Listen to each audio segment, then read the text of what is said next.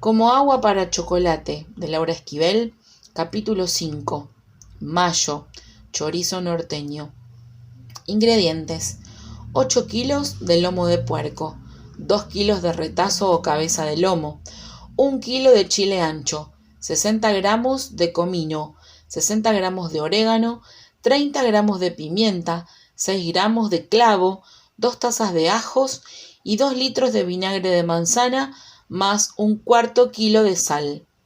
Manera de hacerse: el vinagre se pone en la lumbre y se le incorporan los chiles, a los que previamente se les han quitado las semillas. En cuanto suelta el hervor, se retira del fuego y se le pone a la olla una tapadera encima para que los chiles se ablanden. Chencha puso la tapa y corrió a la huerta a ayudar a Tita en su búsqueda de lombrices. De un momento a otro, llegaría a la cocina mamá Elena a supervisar la elaboración del chorizo y la preparación del agua para su baño, y estaban bastante atrasadas en ambas cosas. El motivo era que Tita, desde que Pedro y Rosaura y el niño se habían ido a vivir a San Antonio, Texas, había perdido todo interés en la vida, exceptuando el que le despertaba un indefenso pichón al que alimentaba con lombrices. De ahí en fuera, la casa podía caerse, que a ella no le importaba. Chencha no quería ni imaginar lo que pasaría si mamá Elena se enteraba que Tita no quería participar en la elaboración del chorizo. Habían decidido prepararlo por ser uno de los mejores recursos para utilizar la carne de cerdo de una manera económica y que les aseguraba un buen alimento por mucho tiempo, sin peligro de que se descompusiera. También habían puesto una gran cantidad de cecina, jamón, tocino y manteca. Tenían que sacarle el mejor provecho posible a este cerdo, uno de los pocos animales sobrevivientes de la visita que miembros del ejército revolucionario les habían hecho unos días antes. El día que llegaron los rebeldes, solo estaban en el rancho mamá Elena, Tita, Chencha y 2 peones, Rosalío y Guadalupe. Nicolás, el capataz, aún no regresaba con el ganado que por imperiosa necesidad había ido a comprar, pues ante la escasez de alimentos habían tenido que ir matando a los animales con que contaban y era preciso reponerlos. Se había llevado con él a 2 de los trabajadores de más confianza para que lo ayudaran. Había dejado a su hijo Felipe al cuidado del rancho, pero mamá Elena lo había relevado del cargo tomando ella el mando en su lugar, para que Felipe pudiera irse a San Antonio, Texas, en busca de noticias sobre Pedro y su familia. Temían que algo malo les hubiera pasado ante su falta de comunicación desde su partida. Rosalío llegó a galope a informar que una tropa se acercaba al rancho. Inmediatamente mamá Elena tomó su escopeta y mientras la limpiaba pensó en esconder de la voracidad y el deseo de estos hombres los objetos más valiosos que poseía. Las referencias que le habían dado de los revolucionarios no eran nada buenas. Claro que tampoco eran nada confiables, pues provenían del padre Ignacio y del presidente municipal de Piedras Negras. Por ellos tenía conocimiento de cómo entraban a las casas, cómo arrasaban con todo y cómo violaban a las muchachas que encontraban en su camino. Así pues, ordenó a Tita, Chencha y el cochino que permanecieran escondidos en el sótano. Cuando los revolucionarios llegaron, encontraron a mamá Elena en la entrada de la casa. Bajo las enaguas escondía su escopeta. A su lado estaban Rosalío y Guadalupe. Su mirada se encontró con la del capitán que venía al mando, y éste supo inmediatamente, por la dureza de esa mirada, que estaban ante una mujer de cuidado. «Buenas tardes, señora. ¿Es usted la dueña de este rancho?» «Así es. ¿Qué es lo que quieren?» «Venimos a pedirle, por las buenas, su cooperación para la causa». «Y yo, por las buenas, les digo que se lleven lo que quieran de las provisiones que encuentren en el granero y los corrales. Pero eso sí, las que tengo dentro de mi casa no las tocan. ¿Entendido? Esas son para mi causa particular». El capitán, bromeando, se le cuadró y le respondió: «Entendido, mi general». A todos los soldados le cayó en gracia el chiste y lo festejaron, pero el capitán se dio cuenta de que con mamá Elena no valían las chanzas. Ella hablaba en serio, muy en serio. Tratando de no amedrentarse por la dominante y severa mirada que recibía de ella, ordenó que revisaran el rancho. Lo que encontraron no fue gran cosa: un poco de maíz para desgranar y 8 gallinas. Uno de los sargentos, muy molesto, se acercó al capitán y le dijo: «Esta vieja ha de tener todo escondido dentro de la casa. Déjeme entrar a supervisar». Mamá Elena, poniendo el dedo en el gatillo, respondió: «Yo no estoy bromeando, y ya dije que a mi casa no entra nadie».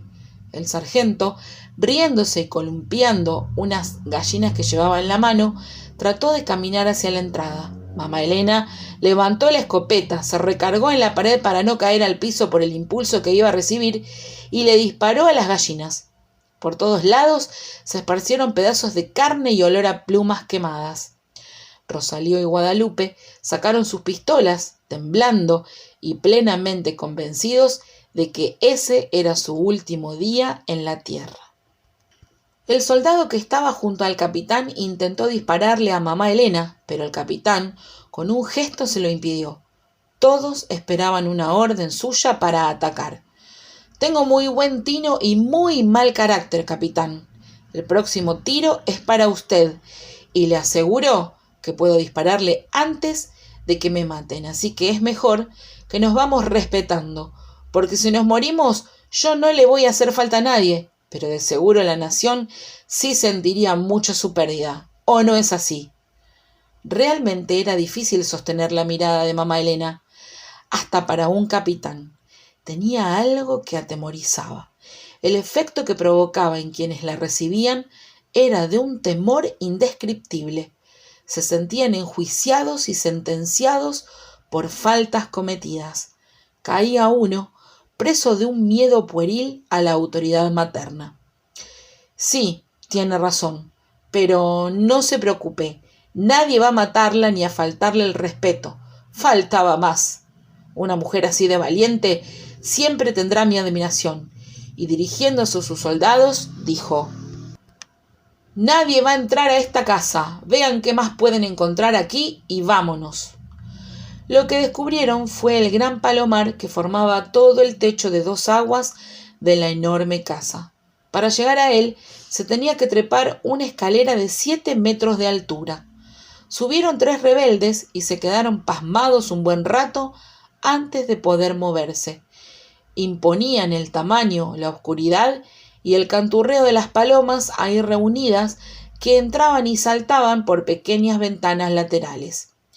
Cerraron la puerta y las ventanas para que ninguna pudiera escapar y se dedicaron a atrapar pichones y palomas. Juntaron tal cantidad que pudieron alimentar a todo el batallón por una semana. Antes de retirarse, el capitán recorrió a caballo el patio trasero, inhaló profundamente el indeleble olor a rosas que aún permanecía en ese lugar. Cerró los ojos y así permaneció un buen rato. Regresando al lado de mamá Elena, le preguntó: «Tengo entendido que tiene 3 hijas. ¿Dónde están?». «La mayor y la menor viven en Estados Unidos. La otra murió». La noticia pareció conmover al capitán. Con voz apenas perceptible respondió: «Es una lástima, una verdadera lástima». Se despidió de mamá Elena con una reverencia.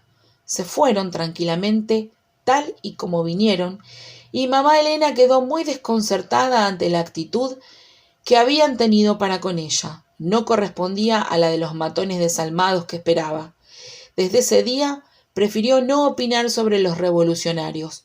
De lo que nunca se enteró es de que ese era el mismo Juan Alejandrés que meses antes se había llevado a su hija Gertrudis. Estaban a mano, pues el capitán también ignoró que en la parte trasera de la casa mamá Elena tenía enterradas en ceniza una gran cantidad de gallinas. Habían logrado matar a 20 antes de que ellos llegaran. Las gallinas se rellenan con granos de trigo o avena y con todo y plumas se meten dentro de una olla de barro barnizado. Con un lienzo se tapa bien la olla y de esta manera se puede conservar la carne en buen estado por más de una semana. Esta era una práctica común en el rancho desde tiempos remotos, cuando tenían que conservar los animales después de una cacería. Al salir de su escondite, lo primero que Tita extrañó fue el canturreo constante de las palomas, el cual, desde que nació, formaba parte de su cotidianidad. Este súbito silencio hizo que sintiera de golpe la soledad. Fue en ese momento cuando más sintió la partida de Pedro, Rosaura y Roberto del rancho. Subió rápidamente los peldaños de la enorme escalera que terminaba en el palomar y lo único que encontró fue la alfombra de plumas y la suciedad característica del lugar. El viento se colaba por la puerta abierta y levantaba algunas plumas que caían sobre una alfombra de silencio. De pronto escuchó un leve sonido. Un pequeño pichón recién nacido se había salvado de la masacre. Tita lo tomó y se dispuso a bajar, pero antes se detuvo a mirar por un momento la polvareda que los caballos de los soldados habían dejado en su partida. Se preguntaba extrañada el por qué no le habían hecho ningún daño a su madre. Mientras estaba en su escondite, rezaba porque nada malo le pasara a mamá Elena, pero inconscientemente tenía la esperanza de que al salir la encontraría muerta. Avergonzada de tales pensamientos, metió el pinchón entre sus pechos para tener las manos libres y poder agarrarse bien de la peligrosa escalera. Luego bajó del palomar. Desde ese día su mayor preocupación era la de alimentar al escuálido pichón. Solo de esta manera la vida tenía cierto sentido. No se comparaba con la plenitud que proporciona el amamantar a un ser humano, pero de alguna manera se le parecía. Sus pechos se habían secado de un día para otro, por la pena que le causó la separación de su sobrino. Mientras buscaba lombrices, no podía dejar de pensar en quién y cómo estaría alimentando a Roberto. Este pensamiento la atormentaba día y noche. En todo el mes no había podido conciliar el sueño ni un instante. Su único logro durante ese período había sido el quintuplicar el tamaño de su enorme colcha. Chencha llegó a sacarla de sus pensamientos de conmiseración y se la llevó a empujones a la cocina. La sentó frente al metate y la puso a moler las especias junto con los chiles. Para que se facilite esta operación, es bueno poner de vez en cuando unos chorritos de vinagre mientras se muele. Por último, se mezcla la carne muy picada o molida con los chiles y las especias y se deja reposar largo rato, de preferencia toda una noche. No acababan de empezar a moler cuando mamá Elena entró a la cocina preguntando por qué no estaba llena la tina para su baño. No le gustaba bañarse demasiado tarde, pues el cabello no se le alcanzaba a secar adecuadamente. Preparar el baño para mamá Elena era lo mismo que preparar una ceremonia. El agua se tenía que poner a hervir con flores de espliego, el aroma preferido de mamá Elena. Después se pasaba la decocción por un limpio y se le añadían unas gotas de aguardiente. Por último, había que llevar una tras otra cubetas con esta agua caliente hasta el cuarto oscuro. Un pequeño cuarto que estaba al final de la casa, junto a la cocina. Este cuarto, como su nombre lo indica, no recibía rayo de luz alguno, pues carecía de ventanas. Solo tenía una angosta puerta. Dentro, a mitad del cuarto, se encontraba una gran tina donde se depositaba el agua. Junto a ella, en una vasija de peltre, se ponía agua con yiyi para el lavado del pelo de mamá Elena. Solo Tita, cuya misión era la de atenderla hasta su muerte, era la única que podía estar presente en el ritual y ver a su madre desnuda. Nadie más. Por eso se había construido este cuarto a prueba de mirones. Tita le tenía que lavar a su mamá primero el cuerpo, luego el cabello y por último la dejaba unos momentos descansando, gozando del agua, mientras ella planchaba la ropa que se pondría mamá Elena al salir de la tina. A una orden de su madre, Tita Le ayudaba a secarse y a ponerse lo más pronto posible la ropa bien caliente para evitar un resfrío. Después, entreabría 1 milímetro la puerta para que el cuarto se fuera enfriando y el cuerpo de mamá Elena no sufriera un cambio brusco de temperatura. Mientras tanto le cepillaba el pelo, alumbrada únicamente por el débil rayo de la luz que se filtraba por la rendija de la puerta y que creaba un ambiente de sortilegio al revelar las formas caprichosas del vapor del agua. Le cepillaba el cabello hasta que éste quedaba seco por completo. Entonces le hacía una trenza y daban por terminada la liturgia. Tita siempre daba gracias a Dios de que su mamá solo se bañara una vez por semana, porque si no, su vida sería un verdadero calvario. En opinión de mamá Elena, con el baño pasaba lo mismo que con la comida. Por más que Tita se esforzaba, siempre cometía infinidad de errores. O la camisa tenía una arruguita, o no estaba suficientemente caliente el agua, o la raya de la trenza estaba chueca, en fin, parecía que la única virtud de mamá Elena era la de encontrar defectos. Pero nunca encontró tantos como ese día, y es que Tita verdaderamente había descuidado todos los detalles de la ceremonia. El agua estaba tan caliente que mamá Elena se quemó los pies al entrar. Había olvidado el shishi para el lavado del pelo. Había quemado el fondo y la camiseta. Había abierto la puerta demasiado. En fin, que ahora sí se había ganado a pulso el que mamá Elena la reprendiera y la expulsara del cuarto de baño. Tita caminaba aprisa hacia la cocina, llevando bajo el brazo la ropa sucia, lamentándose del regaño y de sus garrafales fallas. Lo que más le dolía era el trabajo extra que significaba haber quemado la ropa. Era la segunda vez en su vida que le ocurría este tipo de desgracia. Ahora iba a tener que humedecer las manchas rojizas en una solución de dorato de potasa con agua pura y con lejía alcalina suave, restregando repetidas veces hasta lograr que la mancha desapareciera, aunando este penoso trabajo al de lavar la ropa negra con que se vestía su madre.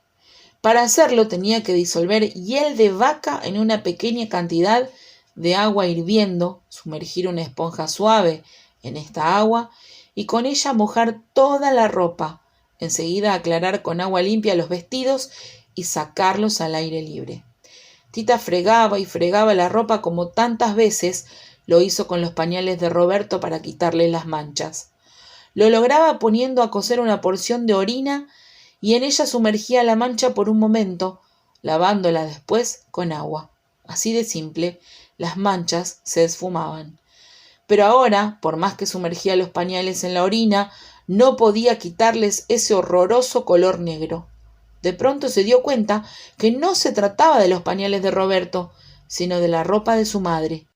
La había estado sumergiendo en la basinica que desde la mañana había dejado olvidada sin lavar junto al fregadero. Apenada, se dispuso a corregir su fallo. Ya instalada en la cocina, Tita se propuso poner más atención en lo que hacía. Tenía que poner coto a los recuerdos que la atormentaban o la furia de mamá Elena podría estallar de un momento a otro. Desde que empezó a preparar el baño de mamá Elena, dejó reposando el chorizo. Por tanto, ya había pasado tiempo suficiente como para proceder a rellenar las tripas.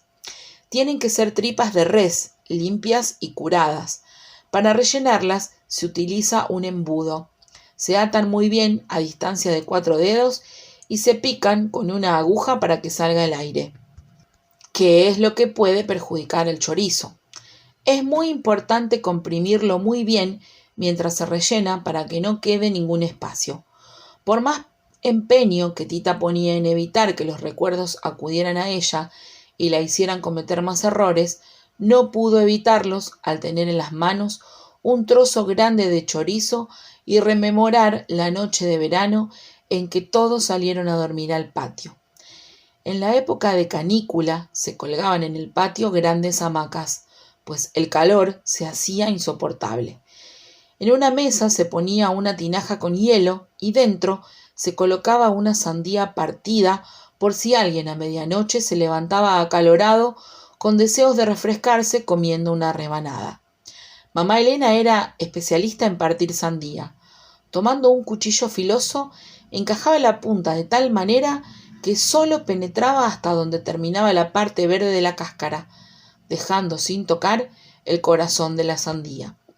Hacía varios cortes en la cáscara de una perfección matemática tal que cuando terminaba, tomaba entre sus manos la sandía y le daba un solo golpe sobre una piedra, pero en el lugar exacto, y mágicamente, la cáscara de la sandía se abría como pétalos en flor, quedando sobre la mesa el corazón intacto. Indudablemente, tratándose de partir, desmantelar, desmembrar, desolar, destetar, desjarretar, desbaratar o desmadrar algo, mamá Elena era una maestra. Desde que mamá Elena murió, nunca nadie ha podido volver a realizar esa proeza con la sandía. Tita escuchó desde su hamaca cómo alguien se había levantado a comer un pedazo de sandía. A ella le habían despertado las ganas de ir al baño. Todo el día había tomado cerveza, no para aminorar el calor, sino para tener más leche para amamantar a su sobrino. Este dormía apaciblemente junto a su hermana. Se levantó a tientas, no podía distinguir nada. Era una noche de completa oscuridad.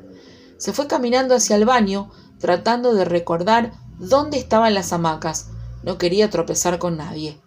Pedro, sentado en su hamaca, comía su sandía y pensaba en Tita.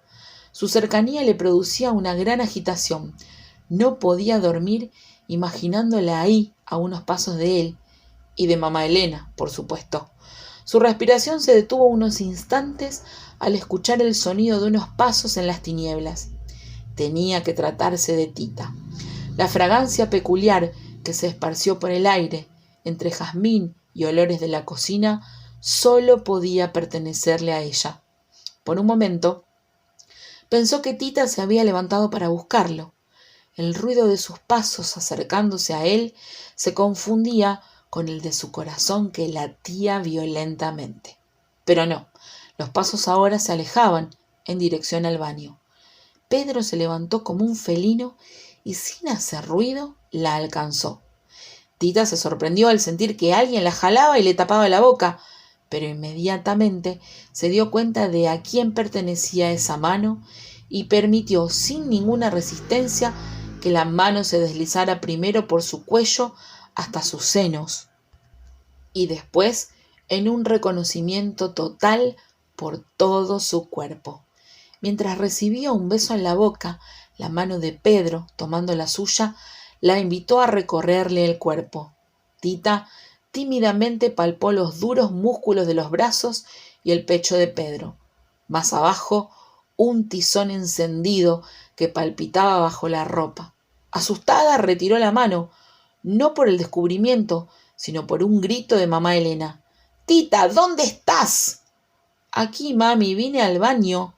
Temerosa de que su madre sospechara algo, Tita regresó rápidamente y pasó una noche de tortura aguantando las ganas de orinar, acompañada de otra sensación parecida.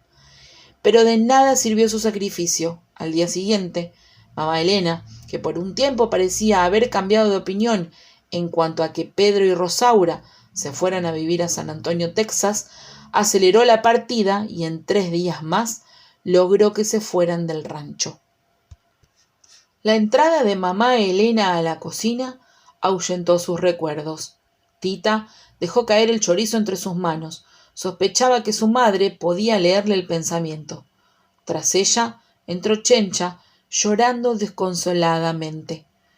«No llores, niña, me choca verte llorar. ¿Qué es lo que te pasa?»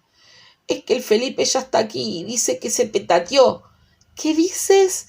¿Quién se murió?» «Pues el niño». «¿Cuál niño?» «Pues cuál iba a ser, pues su nieto. Todo lo que comía le caía mal y pues se petateó». Tita sintió en su cabeza un trástero cayéndose. Después del golpe, el sonido de una vajilla rota en 1000 pedazos. Como impelida por un resorte, se levantó. «Siéntate a trabajar y no quiero lágrimas». «Pobre criatura, espero que el Señor lo tenga en su gloria. pero no podemos dejar que la tristeza nos gane. Hay mucho por hacer. Primero terminas y luego haces lo que quieras, menos llorar. ¿Me oíste? Tita sintió que una violenta agitación se posesionaba de su ser. Enfrentó firmemente la mirada de su madre mientras acariciaba el chorizo y después, en lugar de obedecerla, tomó todos los chorizos que encontró y los partió en pedazos, gritando enloquecida. «Mire lo que hago con sus órdenes. Ya me cansé de obedecerla». Mamá Elena se acercó, tomó una cuchara de madera y le cruzó la cara con ella. «Usted es la culpable de la muerte de Roberto», le gritó Tita, fuera de sí, y salió corriendo, secándose la sangre que le escurría de la nariz. Tomó al pichón, la cubeta de lombrices y se subió al palomar. Mamá Elena ordenó que quitaran la escalera y que la dejaran pasar toda la noche ahí. Mamá Elena y Chencha terminaron en silencio de rellenar los chorizos. Con lo perfeccionista que era mamá Elena y el cuidado que siempre ponía para que no quedara aire dentro de los chorizos, fue verdaderamente inexplicable para todos que una semana después encontraran los chorizos invadidos de gusanos en la bodega donde los había puesto a secar. A la mañana siguiente mandó que Chencha bajara a Tita. Mamá Elena no podía hacerlo, pues solo había una cosa que temía en la vida y era el miedo a las alturas. No soportaba ni el pensamiento de tener que subir por la escalera, que medía 7 metros, y abrir hacia afuera la pequeña puerta para poder entrar. Por lo tanto, le convenía fingir más orgullo del que tenía y mandar a otra persona para que bajara a Tita, aunque ganas no le faltaban de subir personalmente y bajarla arrastrándola de los cabellos. Chencha la encontró con el pichón en las manos. Tita parecía no darse cuenta de que estaba muerto. Intentaba darle de comer más lombrices. El pobre tal vez murió de indigestión porque Tita le dio demasiadas. Tita tenía la mirada perdida y miraba a Chencha como si fuera la primera vez que la viera en su vida. Chencha bajó diciendo que Tita estaba como loca y que no quería abandonar el palomar. «Muy bien, si está como loca, va a ir a dar al manicomio. En esta casa no hay lugar para dementes». Y efectivamente, de inmediato mandó a Felipe a por el doctor Brown para que se llevara a Tita a un manicomio. El doctor llegó, escuchó la versión de la historia de parte de mamá Elena y se dispuso a subir al palomar. Encontró a Tita desnuda, con la nariz rota y llena de suciedad de palomas por todo el cuerpo. Algunas plumas se le habían pegado en la piel y el pelo. En cuanto vio al doctor, corrió a un rincón y se puso en posición fetal. Nadie supo qué le dijo el doctor Brown durante las horas que pasó con ella, pero al atardecer bajó con Tita ya vestida, la subió a su carretela y se la llevó. Chencha, corriendo y llorando a su lado, apenas alcanzó a ponerle a Tita en los hombros la enorme colcha que había tejido en sus interminables noches de insomnio. Era tan grande y pesada que no cupo dentro del carruaje. Tita se aferró a ella con tal fuerza que no hubo más remedio que llevarla arrastrando como una enorme y caleidoscópica cola de novia que alcanzaba a cubrir 1 kilómetro completo. Debido a que Tita utilizaba en su colcha cuanto estambre caía en sus manos, sin importarle el color, la colcha mostraba una amalgama de colores, texturas y formas que aparecían y desaparecían como por arte de magia entre la monumental polvareda que levantaba a su paso.